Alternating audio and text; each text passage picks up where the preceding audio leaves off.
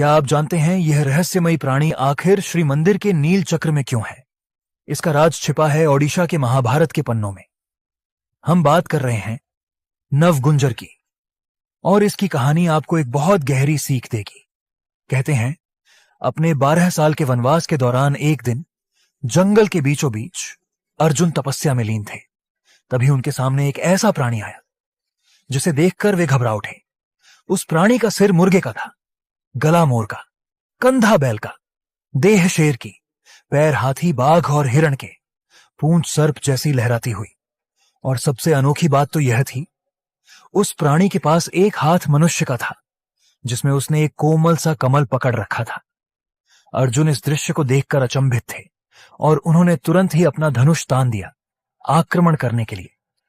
परंतु उस प्राणी में कुछ तो ऐसा था कि वे रुक गए, और उस क्षण में अर्जुन समझ गए यह कोई सामान्य प्राणी नहीं, यह माधव का रूप है। यह था नवगुंजर, विष्णु जी का एक अलौकिक रूप। एक ही शरीर में 9 अलग जीव, जैसे प्रकृति की हर शक्ति उसमें बसी हो। परंतु अर्जुन इस मुलाकात का कारण नहीं समझ पाए। तब माधव ने उन्हें समझाया कि दैविकता का कोई एक रूप नहीं होता। रंग, गुण, प्रकृति सब एक दैव्य एकता का हिस्सा है।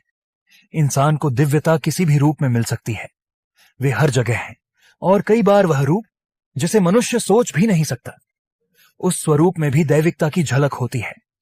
और यही तो ओडिशा की खूबसूरती है, जहां स्वयं प्रभु एक नहीं अनेक रूप में मिलते हैं।